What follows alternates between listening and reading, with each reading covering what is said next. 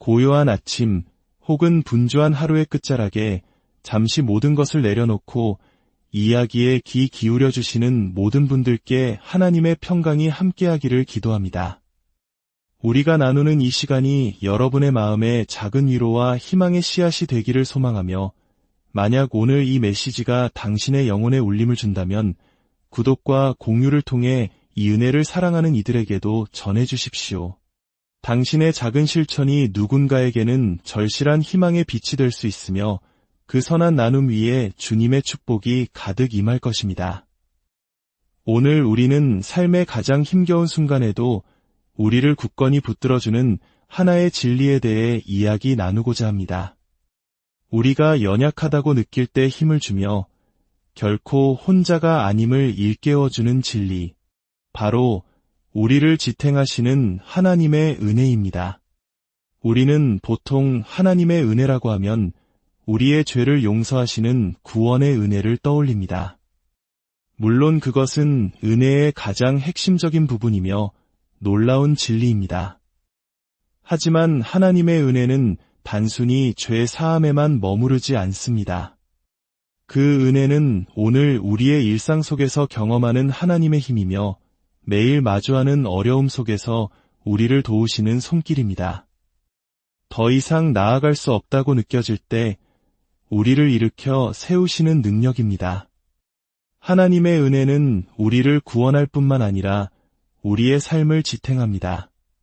그것은 우리와 함께 하시는 하나님의 임재가 주는 굳건하고 실패하지 않으며 멈추지 않는 능력입니다. 그리고 이 놀라운 은혜는 우리 각 사람에게 매일, 매 순간 주어지고 있습니다. 하나님 은혜의 아름다움은 우리가 어떤 상황에 처해 있든 바로 그 자리로 찾아오신다는 점입니다. 우리가 인생의 가장 높은 산 정상에 올라 기뻐할 때도, 가장 깊고 어두운 골짜기를 헤맬 때도, 슬픔의 시간을 보내고 있을 때도 하나님의 은혜는 언제나 우리와 함께합니다. 이 은혜는 우리가 노력해서 얻어야 하는 것이나 애써 쟁취해야 하는 것이 아닙니다. 있다가도 없어지는 변덕스러운 감정도 아닙니다. 그것은 우리에게 필요한 모든 것을 공급하시며 늘 함께 하시겠다는 하나님의 변치 않는 약속입니다. 고린도후서 12장 9절에서 사도 바울은 깊은 개인적인 고통의 순간에 하나님으로부터 받은 계시에 대해 기록합니다. 그는 육체의 가시라고 부르는 그를 끊임없이 괴롭히는 고난을 겪고 있었습니다. 그는 하나님께서 이 고통을 없애주시기를 간절히 기도했습니다. 그 기도에 대한 하나님의 응답은 이러했습니다. 내 은혜가 내게 족하도다. 이는 내 능력이 약한 데서 온전하여짐이라. 얼마나 심오한 말씀입니까? 내 은혜가 내게 족하다. 이 한 문장으로 하나님께서는 말씀하십니다. 내가 너에게 충분하다. 나의 은혜가 내게 필요한 전부다. 하나님께서는 바울에게 고난 없는 삶을 약속하지 않으셨습니다. 대신 그 모든 것을 이겨낼 수 있도록 충분한 은혜를 주시겠다고 약속하셨습니다. 그리고 그 약속은 오늘을 살아가는 우리 모두에게도 동일하게 주어집니다. 우리가 어떤 문제에 직면해 있든 하나님의 은혜는 충분합니다. 우리가 약할 때 그분의 은혜는 우리의 힘이 됩니다. 우리가 길을 잃었을 때 그분의 은혜는 우리의 안내자가 됩니다. 우리가 무거운 짐에 눌려 있을 때 그분의 은혜는 우리의 안식이 됩니다. 하나님의 은혜가 우리가 마주한 도전을 없애주지는 않을지라도 그 도전에 맞설 힘과 그것을 견뎌낼 평안과 그 너머를 바라볼 소망을 줍니다. 우리는 얼마나 자주 우리 자신의 힘으로 모든 것을 해결하려고 애쓰는지 모릅니다. 오직 자신의 의지력만으로 어려움을 헤쳐나가려 합니다.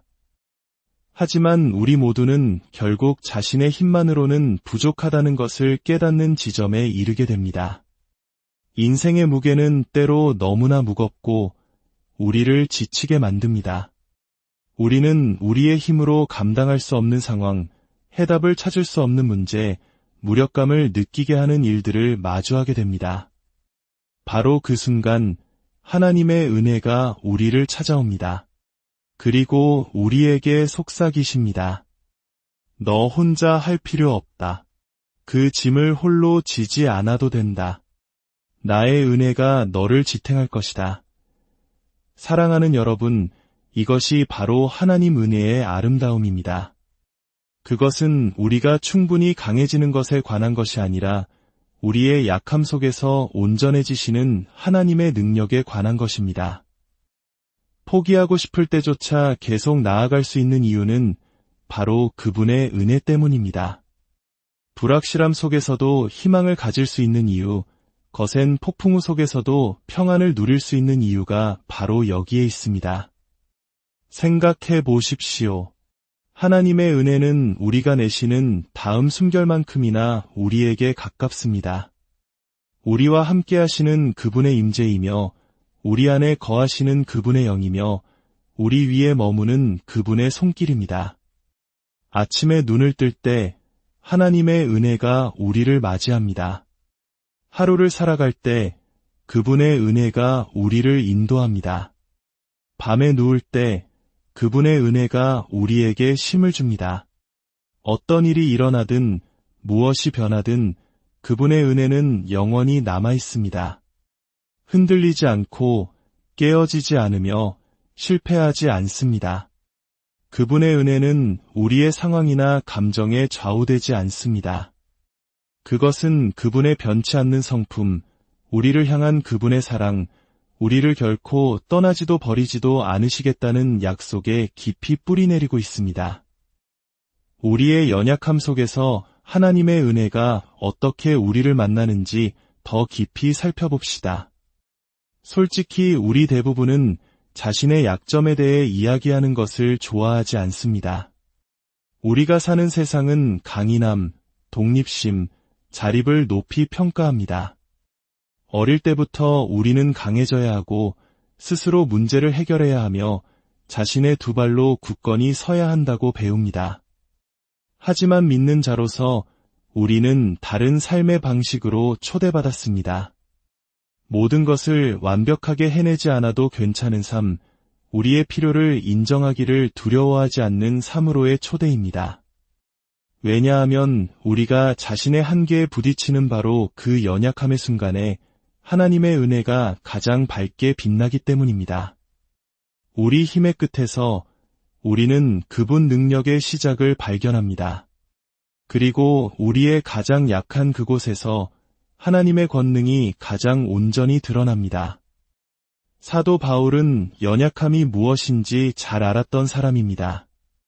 그는 시련, 고난, 투옥, 매질, 배신을 겪었습니다. 그는 하나님께서 제발 없애주시기를 바랐던 육체의 가시, 그 끈질긴 고통과 싸워야 했습니다. 3번이나 그는 하나님께 그것을 거두어 달라고 간청했고 그때마다 하나님의 대답은 같았습니다. 내 은혜가 내게 족하도다. 내 능력이 약한 데서 온전하여짐이라. 하나님은 바울의 고난을 없애주시는 대신 그것을 견딜 은혜를 주셨습니다. 어려움을 거두어 가시는 대신 그 길을 함께 걸으시며 힘을 주시고 붙들어 주시겠다고 약속하셨습니다. 바울은 자신의 약점이 장애물이 아니라 하나님의 능력이 나타날 기회임을 깨닫게 되었습니다. 그는 심지어 자신의 약함을 자랑하기 시작했습니다. 왜냐하면 그 고난을 통해 자신의 힘으로는 결코 이룰 수 없었던 위대한 하나님의 능력이 자신 안에서 일하고 있음을 알았기 때문입니다. 만약 우리도 우리의 약점, 우리의 힘겨움, 우리의 한계를 부끄러워할 것이 아니라 하나님의 은혜가 기적을 행하실 자리로 여긴다면 어떨까요? 우리의 삶 속에서 우리는 종종 무력감을 느낍니다. 해결할 수 없는 문제에 직면하고 너무 무거운 짐을 지고 있다고 느낍니다. 그것은 해결될 기미가 보이지 않는 가정 문제일 수도 있고 밤잠을 설치게 하는 경제적 어려움일 수도 있으며 우리의 몸을 쇠약하게 만드는 질병일 수도 있습니다. 바로 이렇게 우리가 가장 압도당한다고 느끼는 순간에 하나님의 은혜가 우리를 찾아와 속삭입니다. 너 혼자 감당할 필요 없다. 내 은혜가 내게 족하다. 우리가 약할 때 그분은 강하시고 우리가 지쳤을 때 그분은 우리의 안식처가 되십니다. 우리가 두려워할 때 그분은 우리의 평화가 되십니다. 그분의 은혜는 우리의 부족함을 채우고 우리가 감당할 수 없는 것을 대신 져주십니다. 모세의 이야기를 생각해 봅시다. 하나님께서는 이스라엘 백성을 이집트에서 이끌어내라고 그를 부르셨습니다. 그러나 모세는 자신이 부족하다고 느꼈습니다. 그는 하나님께 제가 누구이기에 파라오에게 가야 합니까? 라고 물었습니다. 그는 자신의 약점, 눌변, 두려움을 고통스러울 정도로 잘 알고 있었습니다. 그러나 하나님께서는 모세가 강하고 유능해서 선택하신 것이 아니었습니다. 그를 통해 당신의 능력을 보여주고 싶으셨기 때문에 그를 선택하셨습니다. 모세의 말에 대한 하나님의 대답은 내가 충분히 강하다가 아니었습니다. 대신 하나님께서는 내가 반드시 너와 함께 있으리라고 말씀하셨습니다. 하나님의 은혜는 모세의 약점에도 불구하고 충분했습니다. 그리고 그 은혜를 통해 모세는 파라오 앞에 설 수 있었고 백성을 노예 생활에서 이끌어냈으며 홍해를 가를 수 있었습니다. 그가 유능해서가 아니라 하나님의 은혜가 자신을 통해 일하시도록 기꺼이 내어드렸기 때문입니다. 사랑하는 여러분, 그 동일한 은혜가 오늘 우리에게도 주어집니다. 우리의 약점을 보시며 내가 너와 함께하리라. 나의 능력이 너를 이끌리라고 말씀하시는 은혜입니다. 우리가 자신의 부족함을 인정하고 하나님의 은혜를 그 자리에 초대할 때 우리는 상상조차 할 수 없었던 방식으로 일하시는 하나님을 경험하게 됩니다. 세상에서는 약점을 인정하는 것이 실패의 표시처럼 보일 수 있습니다. 그러나 하나님의 나라에서는 그것이 승리의 시작입니다. 더 이상 자신을 의지하지 않고 온전히 그분을 신뢰한다는 표시이기 때문입니다. 이제 우리는 하나님의 은혜가 실현을 통해 우리를 어떻게 이끄시는지 더 깊이 탐구해 보겠습니다. 때때로 우리는 감당할 수 없을 것 같은 계절을 지납니다. 고난, 상실, 불확실성의 순간들입니다. 시련은 예고 없이 찾아옵니다. 한순간 평탄했던 삶이 갑자기 우리 존재의 근간을 뒤흔드는 사건으로 인해 무너지기도 합니다. 이런 순간에 우리는 하나님이 정말 우리와 함께 계시는지, 그분의 은혜가 정말 우리를 지탱할 수 있는지 의심하게 될 수 있습니다. 그러나 성경이 우리에게 반복해서 상기시키는 진리가 있습니다. 하나님의 은혜는 우리의 약함 속에서만 충분한 것이 아니라 가장 어두운 시련의 계절을 통과할 만큼 강력하다는 것입니다. 욥의 이야기를 생각해 봅시다. 그는 우리가 상상할 수 있는 것 이상의 고통을 겪은 사람이었습니다. 욥은 가족, 재산, 건강, 그가 소중히 여기던 모든 것을 잃었습니다. 그는 고통 속에서 수많은 질문과 의심, 깊은 고뇌에 시달렸습니다. 왜 자신이 이런 엄청난 고통을 겪어야 하는지 이해할 수 없었고 슬픔 속에서 하나님께 부르짖었습니다. 그러나 욥의 믿음이 시험받는 중에도 하나님의 은혜는 결코 그를 떠나지 않았습니다. 욥이 하나님의 뜻을 이해할 수 없을 때조차도 하나님의 임재는 그와 함께했습니다. 그리고 이야기의 끝에서 욥은 자신을 지탱하신 하나님의 은혜로 인해 변화된 자신을 발견합니다. 그는 해답을 찾지 못했을 때조차도 하나님의 은혜가 충분하다는 것을 깨달았습니다. 욥의 이야기는 우리에게 시련이 하나님의 은혜를 감소시키는 것이 아니라 오히려 그 깊이와 능력을 드러낸다는 것을 보여줍니다. 요셉의 삶을 보십시오. 그는 친형제들에게 노예로 팔리고 배신당하고 잊혀지고 감옥에 갇혔습니다. 그의 삶은 시련의 연속이었습니다. 그러나 그의 여정 내내 하나님의 은혜가 그를 지탱했습니다. 그가 그것을 볼 수 없었을 때조차도, 모든 희망이 사라진 것처럼 보였을 때조차도 하나님의 손이 그 위에 머물러 그를 인도하고 준비시키고 강하게 하셨습니다. 수년 후 요셉은 자신의 삶을 돌아보며 형제들에게 이렇게 말할 수 있었습니다. 당신들은 나를 해하려 하였으나 하나님은 그것을 선으로 바꾸셨습니다. 때로는 하나님의 은혜가 시련을 제거함으로써가 아니라 시련을 통해 우리를 변화시킴으로써 우리를 지탱합니다.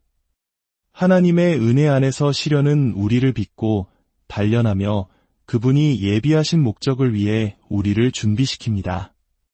구속주의 손 안에서 모든 고난, 모든 슬픔, 모든 어려움은 그분의 영광과 우리의 유익을 위한 도구가 됩니다. 이제 마지막으로 하나님의 은혜가 우리를 시련 속에서 단지 이끌어낼 뿐만 아니라 우리를 어떻게 변화시키는지에 대해 이야기하고 싶습니다. 하나님의 은혜는 힘의 원천일 뿐만 아니라 우리 안에서 일하여 우리를 단련하고 빚으시며 그리스도를 더욱 닮아가게 만드는 능력입니다. 시련을 통해 하나님은 단순한 생존을 넘어선 일을 하고 계십니다. 그분은 우리를 그분의 마음에 더 가까이 이끄는 변화를 일으키시며 우리 안에 그분의 사랑과 성품을 반영하는 힘을 키워주십니다. 예수님의 가장 가까운 제자 중 한 명이었던 베드로를 생각해 보십시오. 그는 연약함의 순간에 예수님을 안다고조차 부인했습니다. 그는 아마도 구원받을 수 없을 것이라 생각했을 실패를 저질렀습니다. 그러나 그 실패와 깨어짐을 통해 하나님의 은혜는 베드로의 마음속에서 일하셨습니다. 그 고통스러운 과정을 통해 하나님은 그를 변화시키셨습니다. 하나님은 그 경험을 사용하여 베드로를 초대 교회의 기둥, 담대하게 복음을 전하고 궁극적으로 믿음을 위해 목숨을 바친 사람으로 세우셨습니다. 베드로가 자신의 최저점이라고 생각했던 곳이 하나님의 은혜가 그를 가장 크게 변화시킨 장소가 되었습니다. 은혜는 우리의 실패, 상처, 깨어짐을 가져다가 아름다운 것을 창조합니다. 우리의 약점을 하나님의 능력에 대한 간증으로 바꾸고 시련의 잿더미에서 하나님의 구속적인 능력의 아름다움을 이끌어냅니다. 마치 불 속에서 정련되는 금의 이미지를 생각해 보십시오. 열기, 압력, 강렬함은 모두 금을 정화하고 진정한 아름다움을 이끌어내는 과정의 일부입니다. 하나님도 우리에게 동일하게 행하십니다. 그분의 은혜는 우리의 불완전함, 약점, 시련을 사용하여 우리 안에 있는 그분의 성품의 아름다움을 드러내는 정련의 불입니다. 사랑하는 여러분, 이 메시지를 마치면서 저는 여러분을 초대하고 싶습니다. 하나님의 은혜를 믿을 뿐만 아니라 여러분의 삶의 모든 부분에서 그것을 온전히 받아들이십시오. 하나님의 은혜는 단순한 개념이나 위로의 생각이 아닙니다. 그것은 매일 우리에게 주어지는 살아있고 강력한 힘입니다. 이 은혜가 우리의 다이 되고 안내자가 되며 일용할 양식이 되도록 합시다. 매일 아침 눈을 뜨자마자 간단한 기도로 하루를 시작해 보십시오. 주님, 오늘 하루 제게 족한 은혜를 주심에 감사합니다. 그 은혜 안에서 걷고 의지하며 힘을 얻게 하소서. 그리고 하루 동안 도전이 닥쳐오고 스트레스가 쌓이고 의심이 스며들 때 잠시 멈추어 그분의 은혜가 바로 당신과 함께 있음을 상기하십시오. 함께 기도하겠습니다. 하늘에 계신 아버지, 우리를 구원하시고 지탱하시며 변화시키시는 당신의 놀라운 은혜에 감사드립니다. 오늘 주님 앞에 나아가 우리의 필요를 인정하고 약점을 고백하며 무거운 짐을 내려놓습니다. 주님의 은혜로 우리를 채우시고 시련 속에서 우리를 강하게 하시며 예수님을 더 닮아가도록 우리를 빚어주소서. 매일 당신의 은혜 안에서 걷고 당신의 충분하심을 신뢰하며 당신의 임재 안에서 안식하게 하소서. 주님의 은혜가 우리의 다이 되고 힘이 되며 평화가 되게 하소서. 우리의 삶과 두려움, 꿈을 당신의 손에 맡깁니다. 예수님의 이름으로 기도합니다. 아멘.